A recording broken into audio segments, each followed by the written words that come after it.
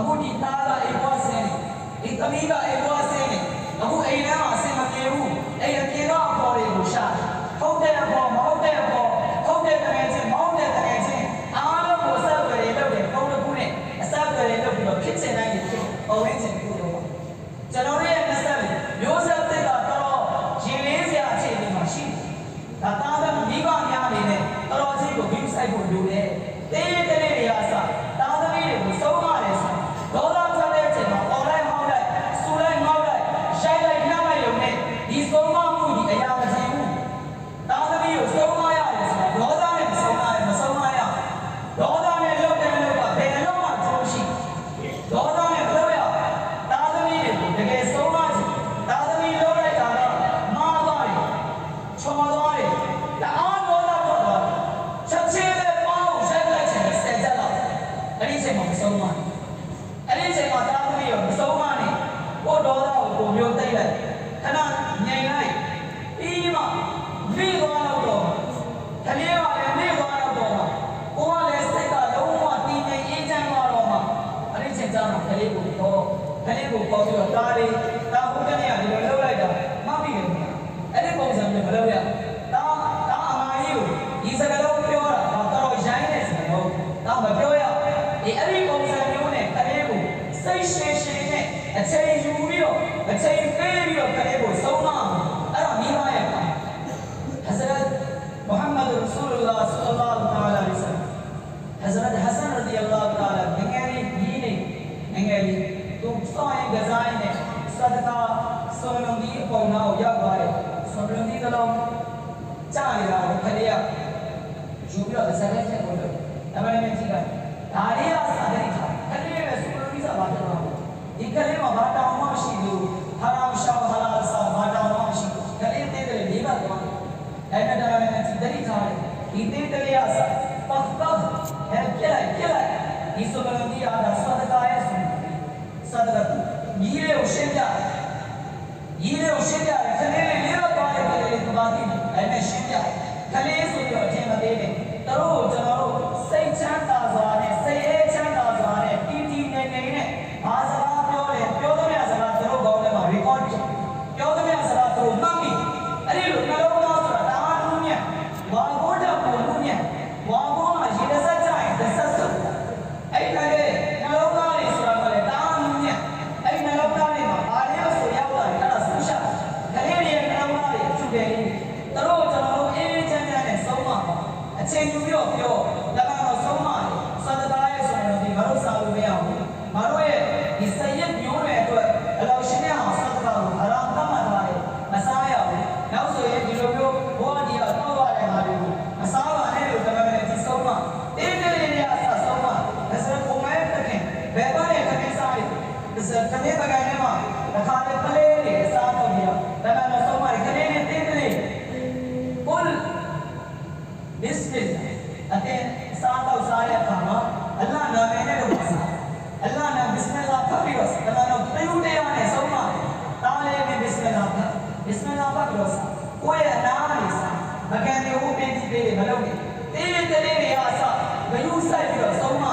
အဲ့ဒါကိုအဒပ်လို့ဒီလိုတဲ့တမှုကိုစိတ်ရှင်းရှင်းနဲ့တလေးကိုပေးရစေရောပေါ်ပါနဲ့ပေးရလူကမာနကီပရိုစီဂျီကျွန်တော်တို့အားလုံးကြားပြီလူကမာနကီပညာရှိကြီးဒုက္ခမဲ့ပညာရှိကြီးအင်ရှာအလ္လာဟ်တော့ကျွန်တော်မောကာရရင်ဒီလူကမာနကီရဲ့အကြောင်းသူရဲ့ဆုံးမစကားတွေကိုကြည့်တော့ပြောပြဒီလူကမာနကီမှာလောက်ရှင်တဲ့တေတာပြုကိုမင်းဘယင်လို့မလားဒုက္ခမဲ့ပညာရှင်လို့မလားဆိုတော့သူကကျွန်တော်ဟိကမတ်ဉာဏ်မျောမြင်ကိုပဲလိုချင်ပါတယ်ပညာတတ်ပဲဖြစ်ချင်ပါတယ်ရှင်ဘယင်မဖြစ်ချင်ပါဘူးပြောတော့အလ္လာဟ်သူ့ကိုပညာဉာဏ်နဲ့အများကြီးချင်တယ်သူ့ရဲ့အကြောင်းကိုအလ္လာဟ်ကုရ်အာန်ထဲမှာတခုတကအများကြီးပေါ်ပြတယ်ဒီလူကမားရဲ့နာမည်နဲ့အလ္လာဟ်ကုရ်အာန်ထဲမှာဆူရာတစ်ခုကိုအလ္လာဟ်ရှင်နဲ့ပြင်ချပေးတာဒီလူကမားဆိုတာတော်ကြီးတဲ့အချင်းကြီးဘာကြီးညာအဲ့လိုလည်းမဟုတ်ဘူးလူကမားဆိုတာဘုရားကျွန်းလူကမားဆိုတာကသူများရဲ့ကျွန်းသူများစီမှာတော့သူများလဲမှာလောက်လောက်ရသူများဆိုင်မှာလောက်လောက်အသားလည်းမဲသေးတယ်လေဟိုအာဖရိကတိုက်ကလူကြီးကတခါတဲ့ကြီးမျက်နှာရုံဆိုးပန်းဆိုကြီးလူကမားဆိုတဲ့ပုဂ္ဂိုလ်ဟာဒါပေမဲ့လည်း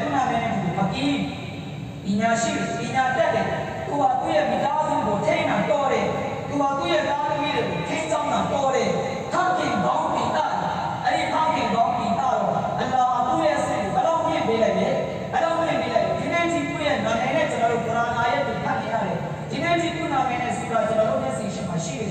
အဲ့ဒီလူမာနာပြီးအချိန်ရရတယ်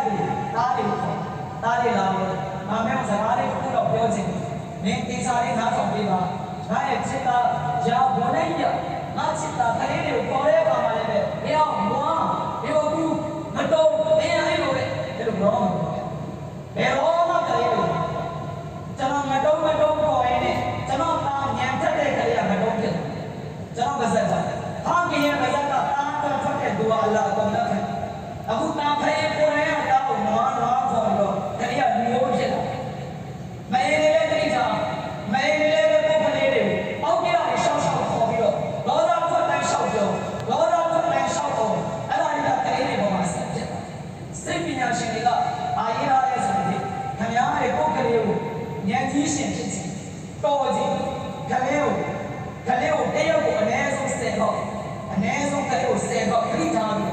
အနည်းဆုံးအသားနဲ့တိတ်တော်တဲ့ပုံလေးတိတ်တော်တဲ့ပုံလေးအဲ့ဒါတယောက်10ခေါက်တယောက်ကို10ခေါက်ပြောရင်6လအတွင်းထဲမှာကလေးတွေတော်လာတယ်တိုးနေတဲ့ပုံလေးပဲတော်ပါလေစိတ်ပညာရှင်တွေကပြောပြတာစိုက်ကိုလေးပေါ့ဗျာအဲ့တော့ကျွန်တော်တို့အစ္စလာမ်မှာလည်းပဲဒါရှိပါတယ်ကလေးတွေနာမည်ထားတာလည်းနာမည်ကောင်းထားဆိုတာအလကားမဟုတ်ဒီနာမည်အစိုးနေအဲ့ဒီနာမည်ပြညတ်သွားရတတ်ပါဆိုတဲ့အတိုင်းပဲမိဘကလည်းဒီဆိုးရတဲ့နာမည်ပေါ်ပါများတယ်ကလေးကအဲ့ဒီနာမည်အတိုင်းပဲသူကထောက်ချူတော့နာမည်ကောင်းလိုက်တိုင်းကလေးကနှောင်းတဲ့အခေါ်အဝေါ်ကိုကြားရင်ကလေးကလည်းမတောင်းနိုင်တော့ဒီကတော့ဘလို့ကလေးတွေကိုဆုံးမတဲ့တော်မျိုးဆိုင်ပါအခုတော့လူမားနဲ့ပြည်ပရှင်ကြီးသူသားလေးကိုအခြေပြုပြီးတော့ဆုံးမရာဘုလည်းရဟိုမားရဲ့ချစ်လာဆိုတော့သားလေးအဲ့ဒီမှာဘုလည်းရဆိုတဲ့စကားလုံးတော်ချစ်ဆုံးနဲ့ခေါ်တဲ့အခါမှာတောင်းတဲ့စကားလုံးမင်းနမတ်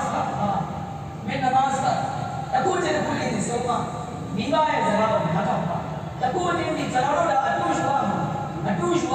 ကိုယ့်ရဲ့ကလေးတွေကိုအချိန်ပေးပါသားသမီးတွေဖတ်ဖို့ကျွန်တော်အားစိုက်ပါသားသမီးတွေဖတ်ဖို့ကျွန်တော်တို့ဘိဓုနာမြတ်တာပွားပေးပါသားသမီးတွေဖတ်ဖို့နှလုံးသားထဲမှာနေရာပေးပါသားသမီးတွေကို view ဆိုင်ပါအစရကုမရဒီအလ္လာဟ်ကိုစီကိုအောက်ကိုတယောက်ကလာပြီးတော့တိုင်နေဟိုတမရာကြီးကျွန်တော်သားကစကားနားမထောင်ကျွန်တော်ပြန်ပြောတယ်နေရာမှာတော့ပြောရလဲဆိုဒီအဖိုးကြီးရဲ့တွားအောင်ပါခရီးကချုံးလိုက်နေတယ်အဲ့လိုပါပြောတာဒါပေမဲ့ဒါကတော့ကျွန်တော်တယောက်ပြောတော့ကြားတာစာထဲမှာတော့တွားချုံးတာမပါတဲ့အတွက်တော့ထည့်မပြောတာဒီတိုင်းပြောလိုက်ဒီအာယတ်ပြောလို့ပြောလာလဲဆိုဒီဖောက်ခင်လုပ်တဲ့သူကအစရဘုရားကလာတိုင်းနေကျွန်တော်တားဖြစ်ပြီးတော့တားအရင်ဖြစ်ပြီးကျွန်တော်စကားနားမထောင်စောင်းမပြီးပါအစောင်းကစိတ်ဆိုးတော့တယ်တားဖြစ်ပြီးခလေးကမိဘစကားနားဘာမို့လို့ခေါ်ဆိုတော့ခေါ်လိုက်အဲ့ဒီတားလေးကရောက်လာတော့အစောင်းကသူ့ကိုစူးတယ်ဒါမင်းပဲပေါ့ရင်ဟုတ်ပါတယ်ကျွန်တော်လည်းသူ့တားအရင်ပါမင်းဘာလို့သူ့စကားနားမထောင်ဘာလို့သူ့ကိုပြန်ပြောတာဘာလို့သူ့ကိုမင်းကဂျိုင်းပြောပြတယ်ဆက်ဆံရတာလေမင်းမှဘူးရှိုင်းမင်းမှဘူးချိန်ပြန်ပေးနေဆိုဘုလူငယ်လေးကတမနာကြီးကျွန်တော်ချက်တယ်လို့ဆုံးဖြတ်တာကျွန်တော်ပြောတဲ့စကားလေးကိုလည်းတမနာကြီးအနေနဲ့တစ်ချက်တော့နားထောင်ပြီးပါပြောအမြန်ပြောမင်းမင်းမှဘူးဆုံးမအောင်ဘုပုဂ္ဂိုလ်ကဘာပြောလဲဆိုတော့ကျွန်တော်မသိလို့နေမရစေဘာဖြစ်တယောက်ရဲ့အပေါ်မှာတာသမီးနဲ့ပတ်သက်ပြီးတော့ဘာတောင်းနေရှိတောင်းဘယ်လိုခုလောက်ရှိအဲဆိုဘာကအမေရှိတယ်ဘာဖြစ်တယောက်ရဲ့အပေါ်မှာတာသမီးနဲ့ပတ်သက်ပြီးတော့အခြေခံကြတဲ့တောင်းကိုပုဂ္ဂိုလ်ရှိအခြေခံကြတဲ့တောင်းကိုပုဂ္ဂိုလ်ရှိအဲဆိုဘာကပြောပြနံပါတ်1တောင်းကဘာလဲဆိုဘာဖြစ်တယောက်ပေါ်မှာမိမိရဲ့တာသမီးနဲ့ပတ်သက်ပြီးပထမဆုံးတောင်းတော့နေတာလုပ်တဲ့အခါမှာမိမမြတ်မိမကောင်းဒီနာအာသာရဲ့ကောင်းဆိုင်တဲ့အမျိုးသမီးကိုရှာပြီးတော့နေတာလုပ်ရမယ်ပထမဆုံးတော့တောင်းပထမဆုံးတောင်းခဏလေးအိမ်တော်မကြသေးဘူးခဏလေးနဲ့ပတ်သက်ပြီးတော့အခုလေးတောင်းပါစားချိန်ကလည်းနည်းနည်းလေးသွားပြီဆိုကျန်တဲ့တောင်းနေရှာတာတောင်းပါကြတယ်